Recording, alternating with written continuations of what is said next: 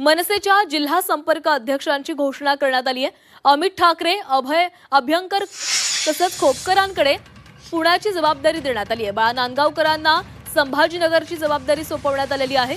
संदीप देशपांडेंकडे रायगडची सूत्र असणार आहेत। तर मनसेच्या जिल्हा संपर्क अध्यक्षांची घोषणा झालेली आहे। अमित ठाकरे, अभ्यंकर आणि खोपकरांकडे पुण्याची जबाबदारी देण्यात आलेली आहे। बाळा नांदगावकरांना संभाजीनगरची जबाबदारी तर संदीप देशपांडे यांच्याकडे रायगडची सूत्र असणार आहे।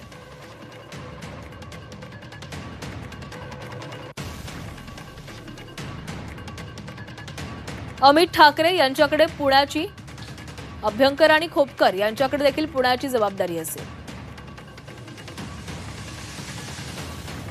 बाळा नांदगावकर यांच्याकडे संभाजीनगर, रायगडची जबाबदारी संदीप देशपांडेंकडे आणि नितीन सरदेसाई यांच्याकडे रत्नागिरीची जबाबदारी असेल।